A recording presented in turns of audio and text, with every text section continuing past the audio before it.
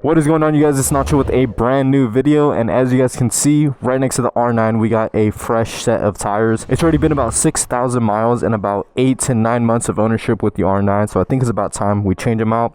I went ahead and purchased the Power 6s. I'm actually super excited to throw these onto the bike because I'm going to be installing it myself. I recently partnered with a company called Cardo, which if you guys haven't already heard of them, what they essentially sell are at-home tire changing kits. It's super convenient because you can literally change your tires at home by yourself, so you no longer need to take it to a shop, waste your time, waste more money when you could learn how to do it yourself. My package for Rabaconda is going to be arriving today in about 4 to 5 hours, so it won't be in today's video, but in the next video I post, I'm gonna be showing you guys exactly how to change out your tires, as well as how to balance the tires yourself with the Rabaconda kit. So definitely don't miss out on that video. It's definitely gonna be a learning experience for me because I've never done anything like this before. I've never done anything like this before! But that's exactly why I love making these videos and why I love motorcycles. There's always going to be new things to learn how to do on your motorcycle, whether that be easy or hard, but luckily with Rabaconda, I hear that it's one of the most easiest tire changing kits out there. So that gives me a little more peace of mind that I won't mess anything up. But without further ado, let's go ahead and take the motorcycle on a ride. So I will catch you guys in a bit. Alright guys, I think we're ready to hear a quick little cold start on the SC project. It's been a little over a week since the last startup. Oh, that is what I like to hear. Another thing that I want to mention is that the tires could not have came at a better time because I was given the opportunity to possibly come down on a track day. Thank you, bro. But yeah, as I was saying, I was invited by Insta360 to join them on a track day, or I'm sorry, 2 track days back to back, and I can bring the Yamaha R9, take it on the track. This will be my very first time that I'm on the track, so I'm a little nervous. I'm definitely not going to be up there with the big dogs. I'm for sure going to be at a lower class, but it still gives me the opportunity to take this R9 out on the track, which was a dream of mine when I first purchased the bike. So I'm for sure going to take that opportunity and roll with it. I still have a little bit of time to think about it, but who would pass up that opportunity? So for any tips that you guys have so I could be track ready, please leave it down in the comments below. I already got a new set of tires which I will be uploading very shortly. It's most likely going to be my next upload, and the upload after that, it'll finally be the long awaited Insta360 setup guide. I'm going to be showing you guys exactly how to set up your Insta360 camera for the best possible shot, as well as all the accessories that you might want to consider getting. And as you guys already know, as I say in every single video of mine, make sure you guys are using code Nacho when purchasing your Insta360 camera. If you don't, you are literally missing out because you will get yourself a completely free Insta360 mic air. It is completely magnetic. You can basically mount this anywhere you want on your bike, clip it on, and you will get some perfect exhaust clips. All you got to do is hit record, let the camera do its thing, and you do the editing afterwards, which I will cover in that video as well. Now without further ado, let's go ahead and get some gas and enjoy this day out. It is a nice day out, but it's windy as fuck, so I apologize for any wind noise that you guys might hear throughout the video. I see a pump with the shade. Oh yeah, it's mine. Pump number 12. This actually reminds me what happened a couple days ago. You guys remember when I installed this and I called that I will leave this at a gas station? Yeah, well, that happened, and I had gasoline all over my bike and I didn't realize until I hit the actual freeway. At first I thought there was a car in front of me that just got a car wash and that's why I was getting sprayed. Turns out it was my gasoline the entire time. I will actually let you guys see the video for yourself. Y'all ready or what? There we go. Oh, music is not playing. What the fuck? Yup. You think I have time to scratch my nose?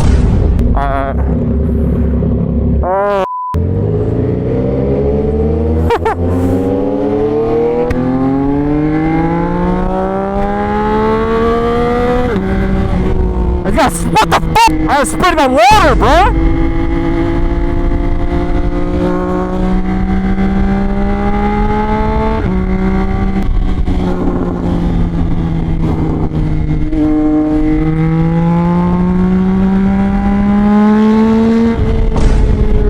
Oh, yo! Hold on! Hey! I didn't fucking clip it! What the fuck? Oh my god, bro. Hey, Ridix! Pump 9! I left it on top! I seen that come up. As soon as we hopped on the freeway, I felt water. Like, I thought it was a white car in front of me. I thought they just got a car wash or some shit. I'm like, oh shit, just water getting on me. But I'm like, what the fuck? As soon as I hit a bump, Oh, that shit fucking came up in my face. I'm gonna walk to Paris Baguette. They have a couple towels in there. I think literally like 3-4 videos ago, I literally called that was gonna happen. I called that shit. Please tell me they got towels in here. Yes, mission accomplished. Now I gotta wipe my shit down. Oh, is that him? Yo, my shit got fucking drenched. You got the goods? Oh my god. Hey, I'm switching back to OEM. Fuck that. No, I'm kidding. Alright. Let's go on a rock. So just something to keep in mind, if you guys are planning to get a quick release gas cap, make sure that you guys aren't forgetful, or else that will probably happen to you. I don't know how I called that. I just knew the day would come, but now I am extra cautious whenever I get gas. I don't even remember what I was thinking when that first happened. Just put yourself in my shoes for 1 second. Imagine you're riding with a group of friends and all of a sudden you just get sprayed with an unknown substance, and it like levitated in front of me, so I have no idea what to think. But I quickly put 2 and 2 together when I looked down and realized my damn gas cap was missing. Luckily, I wasn't by myself when that happened. I was with a group of people, so one of them went back for me, and they actually picked up my gas cap at a gas station. Luckily, no one else took it, or else I would have been completely fucked. But anyways, right now, I'm actually on a side quest to get my FSC permit. It's been long overdue, and figured today would be a good day to get it. We got nothing but clear skies out. Beautiful day to ride, so might as well ride about 15 minutes out. So I'll pick up the camera as soon as I get there. Alright, y'all, I made it. I'm gonna go ahead and pick up the video. Oh god damn, look at these tires. Chicken strips, god damn, bro. But I'm gonna pick up the video as soon as I finish the test, so I'll be right back. Alright guys, so the side quest is completed. I passed the permit, but now I have to wait about 10 days so that they can perform a background check. After that background check clears, I'm able to pick up the piece, so now I just gotta wait.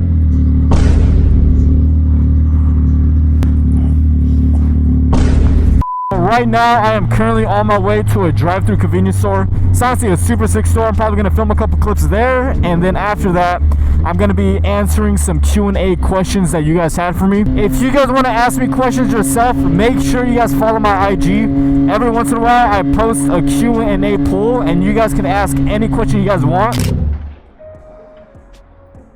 I have no idea what I want to drink. Any new... Ooh, nah. Any new Red Bull? Red Bull, yeah. See that the new flavor?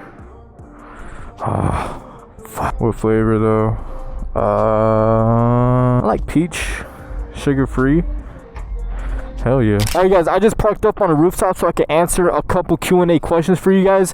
Once again, if you want to ask a question yourself, make sure you follow my IG. I'll link it somewhere on the screen. I'm gonna just be choosing a couple questions out at random, but one thing I see is, look at those headers. These headers have a beautiful color to them. Holy shit. I might need to reroute the O2 cord. It looks like it got loose. Ah, shit. Yeah, that O2 cord is getting a little too close to the headers, so I might have to reroute that when I get home. But anyways, look at this beautiful color. I don't know if you guys see that. I'm gonna go ahead and record on my phone and give you guys a closer look at this color. And this is without any torch. I'm low-key debating torching the other half of the exhaust.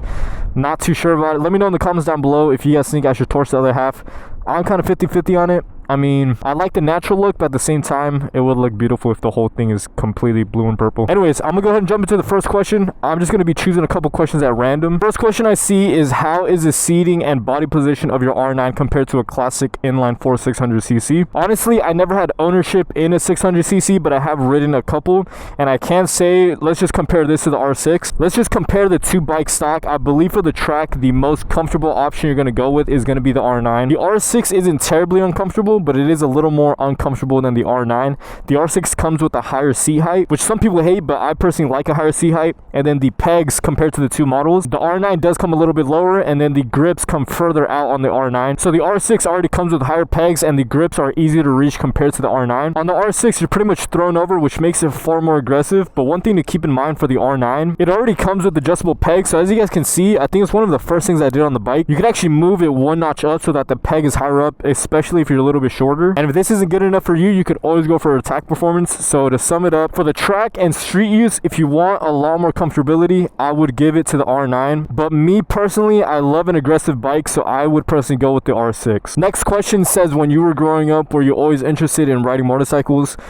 For that, I would say no. Not until I started getting into cars, which was around middle school. I never really found interest in motorcycles, but then whenever I hit high school, I found a little bit of interest in it, but I never really took action to get my license and things of that nature. So when I finished up school, I actually said this story in a previous video of mine.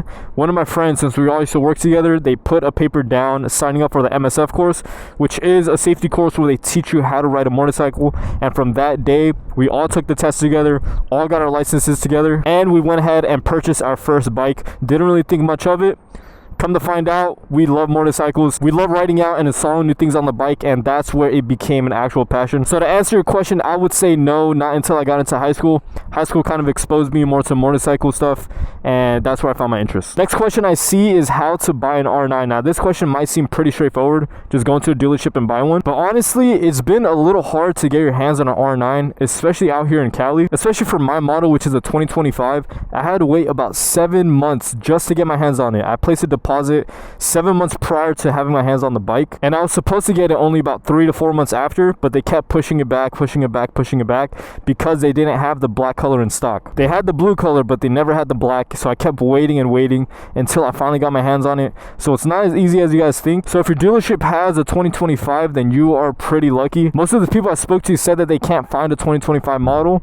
I'm not too sure about 2026. I believe it's a little easier to get your hands on, but I think there was production issues with the 2025, so that's why it's pretty limited. So to answer your question, I would probably call up as many dealers as you can to see if they have the R9 in stock. Just keep in mind, if it's limited in your area, they're probably going to give you a crazy markup fee, but hopefully you can negotiate that down. If you don't want to go the dealership route, you can always go third parties such as Facebook Marketplace or Craigslist. I've seen a couple R9s already posted on there for somewhere around $12,000 to $13,000. So if you don't want to go the dealership route, you could always go private sale. Just keep in mind there's a higher risk if you go private sale because you don't know what that owner already did to the bike, or at least not for certain. As far as the dealership, they always give you warranty, so just keep that into consideration. Next question I see is, did you know that switching to Geico could save you 15% or more on car insurance? I actually didn't know that, and the same guy says, what made you choose the R9 out of all the options? My answer to this is honestly pretty straightforward. The only reason I chose the R9 was so that I could start making content on a bike that is very limited to others. Again, I was given the opportunity to place a deposit on this bike and be one of the first in the area to get their hands on it. So my thinking process on this is that this bike is very limited.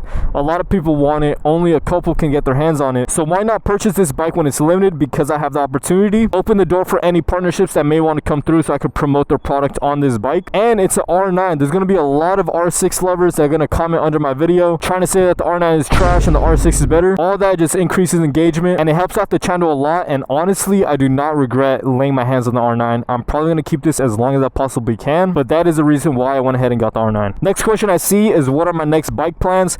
Next bike plans are obviously changing out the tires. I actually just purchased a new windscreen, which is going to be coming in, I believe, tomorrow or the day after that. I also might get another exhaust system, not too sure on that yet. And then I think there's one more, velocity stacks. That is a maybe still. Same thing with the exhaust system.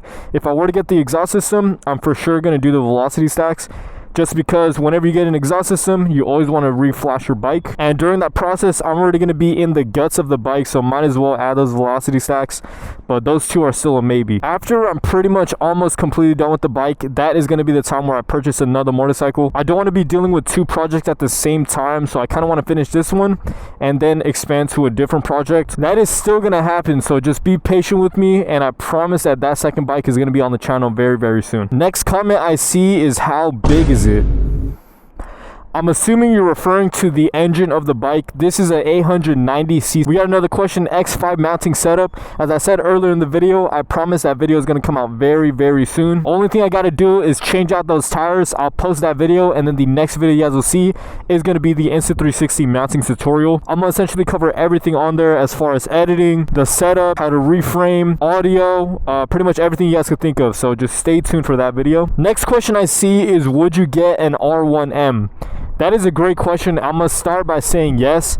I will get an R1 or R1M. The only thing is I probably wouldn't get it anytime soon. I honestly wouldn't want a leader bike right now. I still want to experiment with the R9 along with a lot of other 600cc motorcycles. I want maybe about 2 to 3 other bikes that aren't leaders, and then after that I'll consider getting 1,000. So to answer your question, yes, I 1000% am going to get an R1 or R1M. But right now in this point in time, I definitely wouldn't consider it. I'm probably going to answer about 2 to 3 more questions right now and answer the rest in a future video just because I'm so excited to set up the Raviconda kit. I don't know what it is, but learning a new set of skills to do on your bike is honestly so much fun for me. I know I'm not the only one that feels the way about these motorcycles, but when it came to school, I hated learning so much. Next question I see is, how do you record voice audio in your helmet? I answered that question in a previous video as well. I actually have a whole video on my channel dedicated to show you guys how I do recording on my Ace Pro, which is the camera I'm filming on right now. I'll talk about the Ace Pro, the chin mount, exactly how to set it up, as well as the voice audio that I'm using. If you guys plan on getting an Ace Pro, once again, use code Nacho. You get a completely free mic air. Once again, exactly what I use to capture audio, so make sure you don't miss out on that. It's literally a free gift. A lot of these questions are asking why I chose the R9, and honestly,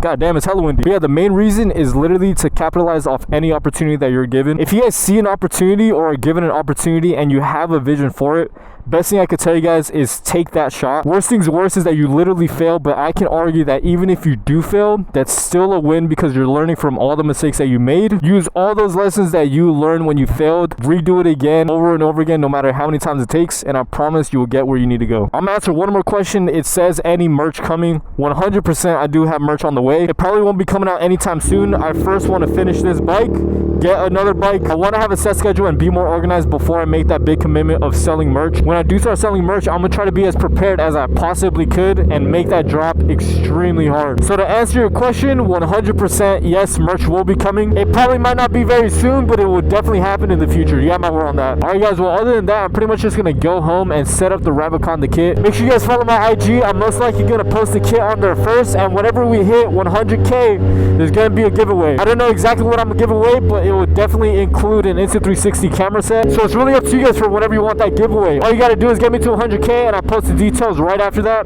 But without further ado, I'm probably gonna wrap up the video here. Make sure you guys like, subscribe, comment down below if you have any questions, follow my socials, and I'll catch you guys on the next one. Peace.